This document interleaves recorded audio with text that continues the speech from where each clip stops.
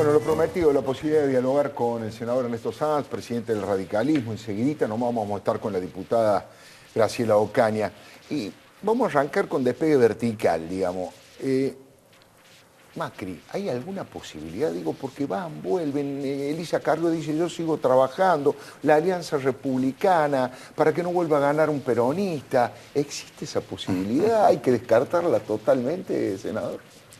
A ver, algunos dirigentes puede que vayan y vuelvan o puede que tengan opiniones distintas, pero lo importante es ver cómo se construye una coalición, cómo se lo hace desde las organizaciones políticas, desde el radicalismo como partido, el socialismo, la coalición cívica, el GEN, Libres del Sur, Proyecto Sur. Y nosotros en este caso nos hemos fijado un norte, lo estamos cumpliendo, estamos avanzando. En 20 días, 30 días más vamos a dar a luz a la nueva coalición. Esa coalición es de los partidos que le estoy mencionando. Eso es lo que somos los que estamos, y creo que es suficiente muestra de coherencia, es suficiente muestra de representación y también de esperanza. Estamos construyendo una alternativa, una opción para la sociedad, y estoy seguro que la elección del 2015 va a ser, no solamente gracias a nosotros, sino también a otros protagonistas, va a tener un condimento diferente a la del 2011, que es la que, a mi juicio, fue una foto trágica del desequilibrio del sistema político en el país, donde la tragedia no fue que quien ganara por el 54% de los votos, sino que el segundo quedó a más de 40 puntos de diferencia. Eso es tragedia para un sistema político. Y esto es lo que hace que, por ejemplo, los chilenos, volviendo a la editorial suya, hoy tengan una democracia consolidada, sólida, con alternancia, con equilibrio, y que haya estado la concertación después de Pinochet, 4 años de Piñera, distinto a la concertación, y ahora vuelve a Bachelet. Nosotros tenemos que volver en la Argentina a un sistema político con equilibrio, con alternancia, con alternativas, con opciones. Y nosotros se las vamos a dar a los argentinos sin duda, y en ese esquema, hoy, nosotros vamos a cerrar con los partidos que conforman el espacio que denominamos progresista, republicano, democrático, ¿no? Senador, supongamos que a ustedes les toca estar en el gobierno en estos momentos. ¿Qué actitud tomarían con la huelga docente? Digo, que es un tema preocupante para el ciudadano común y además estratégico. Usted siempre trata el tema de la educación y lo que tiene que ver con la calidad educativa, pero en este caso hay un tema concreto que es que los chicos no están yendo a la escuela en más de 10 provincias. No solamente eso, sino que hay chicos que están yendo a la escuela, que son los de las escuelas privadas.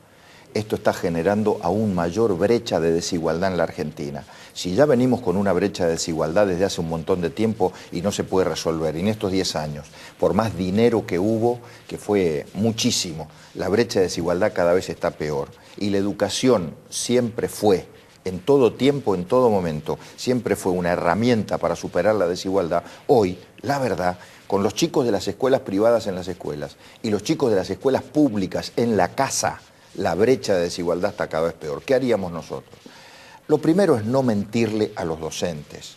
A mí me parece muy mal que cualquier gobierno, sea el de la provincia de Buenos Aires o el de cualquier provincia, arranque con una oferta absolutamente alejada de la realidad y luego, fruto de la circunstancia del paro, la circunstancia del conflicto, empiecen a aparecer los dineros que no aparecieron desde el principio. Entonces, lo primero que hay que hacer es sincerar las variables. ¿Cuánto es lo que realmente se puede pagar de arranque? Y alguna buena vez esto tiene que servir de ejemplo para cualquier tipo de negociación salarial y mostrar las cartas que se tienen. Ahora, yo recién venía para acá y escuchaba a un docente quejarse con legítimo derecho. Resulta que ahora aparecen en la provincia de Buenos Aires 1.200 millones de pesos que antes no estaban. ¿Cómo?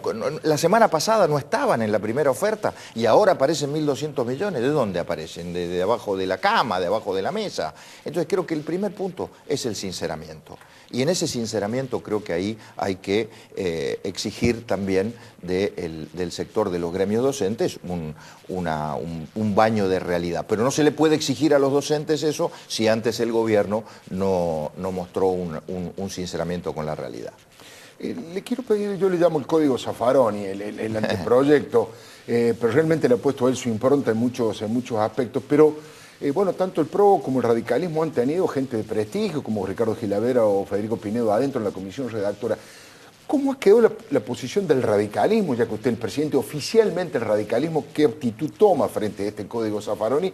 Y si eso no ha dejado medio deteriorado, herido desde el punto de vista político al propio Ricardo Gilavedra.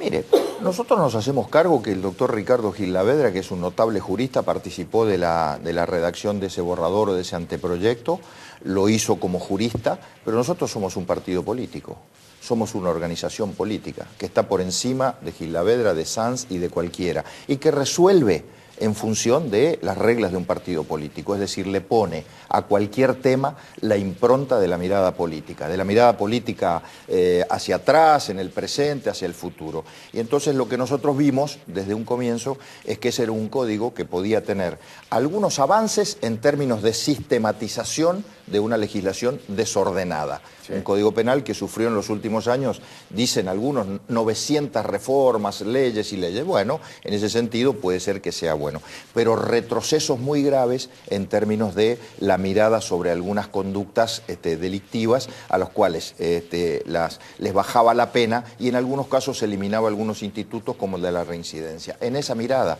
el radicalismo como partido no acompaña ninguna rebaja de pena, ninguna eliminación de institutos como el de la reincidencia. Y esa es la diferencia entre los trabajos individuales de las personas y las decisiones de los partidos. Pero además de no compartir esa parte del borrador del Código Penal, nosotros le dijimos al gobierno que este no era el momento oportuno para discutir un Código Penal aislado de los otros temas que se vinculan a la inseguridad.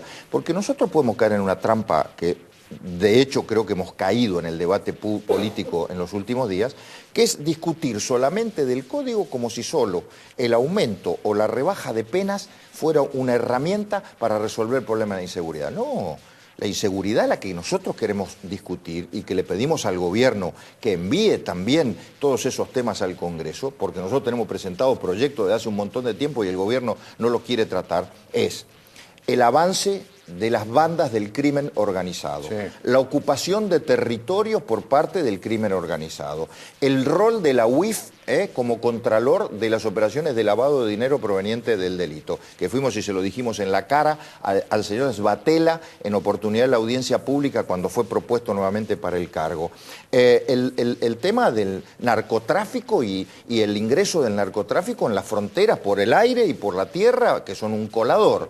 Le aclaro que todas estas preguntas también se las vamos a hacer mañana a Capitanich cuando vaya a rendir informe al Senado. La complicidad de las fuerzas de seguridad en muchos lugares con el delito organizado, con las bandas del crimen organizado, la insuficiencia, la inoperancia, la negligencia del Estado para resolver estos temas, la economía del delito, todo el problema de la economía del delito, la participación de los chicos jóvenes, cada vez más pibes, en el delito. Entonces digo, todos estos temas son los que hacen al debate sobre inseguridad. La verdad que discutir solo desde la óptica del Código Penal me parece que es un debate que se queda muy mezquino, ¿no? Escuché que el otro día planteaba la idea de la CONADEP de la corrupción. Sí. Eso es en caso de que lleguen al gobierno, no un trabajo previo al 2015. Es Mire, debería ser mañana. Debería ser mañana. Esto no debería ser un programa o un planteo para alguien que pretende llegar al gobierno en el 2015 y desde ahí que la Argentina se transforme en un país sin impunidad. La verdad que lo que duele es que la impunidad exista hoy, exista mañana, exista pasado mañana. Y la CONADEP de la corrupción es una simbología con aquella CONADEP de los años 80, en donde Alfonsín, en el tema de derechos humanos, creó un organismo para encontrar pruebas, para buscar pruebas y para llevárselas a la justicia. Una justicia que en aquel momento aparecía como quizás incapaz por sí sola de abordar el tema central de los derechos humanos. Bueno, hoy yo tengo muchos reparos respecto a la justicia hoy, sobre todo a la justicia penal federal, la que investiga los hechos de corrupción, la que tiene que meter presos a funcionarios corruptos.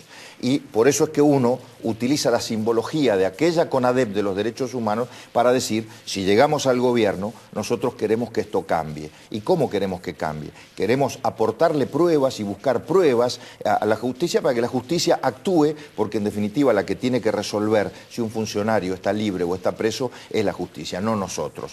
códigos. Y lo que creo que ahí hago un pequeño detalle respecto a los códigos. Quizá más importante que un código penal hoy sea tener un código procesal penal diferente. Un código procesal penal que establezca nuevas herramientas para poder investigar, para poder perseguir delitos. Hay provincias como la de Mendoza, como la de Córdoba, creo que también la provincia de Buenos Aires, tienen sistemas acusatorios. Sistemas acusatorios son aquellos en donde la figura del juez que investiga ha sido suplantada por la del fiscal, con un juez por encima, que es un juez de garantía. Y el fiscal es el que lleva adelante las investigaciones con, obviamente, una ley de Ministerio Público que también deberíamos reformar en la Nación. Pero me parece que esas son herramientas para poder avanzar en términos de investigación. Estaba pensando respecto de algunos de los aspectos más complicados, más polémicos del gobierno actual, de Cristina Fernández de Kirchner. Creo que todo lo que tiene que ver con el general Milani, que a partir de los últimos tiempos que han ido apareciendo, ya hay cuatro testigos que hablan de su participación en hechos concretos de la represión ilegal durante la dictadura militar. ¿Cuál es el balance político que se hace, digamos? ¿A dónde creen ustedes que apunta Cristina Fernández de Kirchner pagando el costo político con organismos de derechos humanos como, por ejemplo, Nora Cortiña o Madre de Plaza de Mayo, línea fundadora, que le recriminan esto? ¿Cuál es el objetivo oculto, si es que hay un objetivo? Primero, lo que esto ha desnudado, que para el kirchnerismo el tema de derechos humanos nunca fue un valor en sí mismo, sino que fue una herramienta de sobreactuación, que escondía otras cosas, incluso que escondía la propia hipocresía del poder, que en los años bravos, donde había que defender los derechos humanos, pero había que defenderlos con coraje, ellos no estuvieron defendiéndolos, ellos estaban en otra cosa.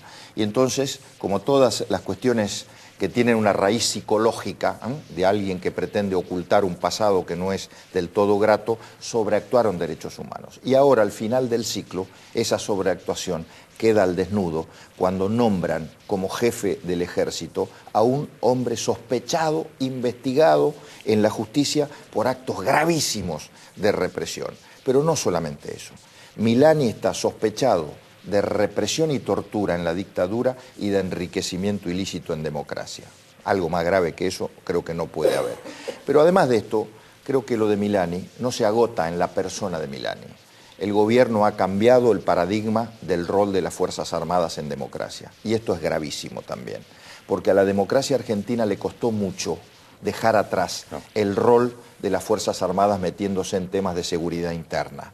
La democracia esto lo debatió, lo discutió desde el 83 y todos los partidos políticos reconocieron que este era un tema que había que rápidamente resolver. Y se resolvió. Y ahí están las leyes de seguridad interior, la ley de defensa y demás. Este gobierno las está cambiando, de hecho. Las está cambiando en el área de inteligencia. Milani y el ejército están reemplazando a la CIDE. No, por distintas razones que no viene al caso si es mejor, peor, si la CIDE actuó bien o actuó mal. En realidad, creo que ambas siempre han hecho algo totalmente diferente a lo que debería ser la inteligencia de una democracia sólida. Han espiado para adentro en lugar de hacer inteligencia para el Estado, inteligencia que le sirva al Estado. Pero hoy Milani la está reemplazando. Y también las Fuerzas Armadas están metiéndose en el tema del narcotráfico. Cuestión que yo no tengo miedo de que debatamos en el Congreso, pero hay que debatirlo. No se puede estar, por un lado, diciendo que las Fuerzas Armadas no pueden intervenir en cuestiones de seguridad interna y por el otro lado tener a las Fuerzas Armadas reemplazando a la Gendarmería en las fronteras para que esos mismos gendarmes que deberían estar cuidando las fronteras vengan a salvarle los problemas a Scioli de inseguridad en el conurbano bonaerense. Eso es una grave hipocresía política y la cual creo que también tiene que ver con esto de Milani, ¿no? La última pregunta le voy a hacer después a la diputada, le pido perdón por rebautizarla, a la diputada Graciela Camaño. La misma pregunta, ¿le molestó ver a Cobos y a Massa juntos en una foto, conversando sobre el tema de la reforma al código? No, para nada. Mire, me parece que es un gesto de tolerancia, es un gesto de convivencia sano. Yo participé el fin de semana en la fiesta de la Vendimia y la verdad que me saqué fotos también con un montón de dirigentes políticos y me parece que eso habla muy bien de que dirigentes de distintas fracciones y dirigentes de pensamientos distintos, que inclusive podemos competir en el 2015, podamos compartir una foto. Lo único que sí digo, la política en la Argentina tiene demasiadas fotos y pocas ideas, pocos programas y pocas propuestas de consenso. Yo, más que las fotos, preferiría políticas de Estado de consenso. Mire, el 19 de diciembre hubo un hecho que para mí fue un hecho muy valioso, que dirigentes de los principales partidos de la Argentina nos juntáramos a instancias del arzobispado para firmar un compromiso de lucha contra el narcotráfico. Dada la casualidad que el oficialismo no estaba ahí sentado, ¿no? Es toda una definición. Pero digo, me gustan más esos compromisos que las fotos, ¿no? Y me parece que entre los compromisos más importantes hoy está el tema de la educación. Me gustaría que más que fotos pudiéramos celebrar un compromiso de educación. El compromiso de los jubilados. Alfredo, la presidenta determinó un 11% de aumento a los jubilados que se lo comió la inflación de diciembre, enero y febrero. Un jubilado en septiembre del año pasado, con su salario mínimo de jubilado, equivalía a 105 kilos de yerba, hoy a 78. En septiembre equivalía a 100 kilos de carne, hoy a 89. O sea que el 11% ni siquiera llegó al bolsillo de los jubilados, ya la inflación se lo había comido. Eso es una política de Estado y eso debería requerir un compromiso nuestro. Senador Sá, muy amable, muchísimas gracias. Gracias. No se vaya, vamos a conversar en un ratito nomás con la diputada Graciela Camaño. Por supuesto, todo lo que tiene que ver con la actualidad política del campo, con Expo Agro, con Scioli y su aparición al lado de las autoridades de Clarín y La Nación, la reunión de Moyano con el campo, la recesión. José Antonio Díaz trae el tema del conflicto que trae la recesión en la Argentina y Diego Leuco todo lo que tiene que ver con algunos de los problemas que aparecen a propósito de este anteproyecto del Código Penal. Enseguidita nomás, no se vaya, le doy mi palabra.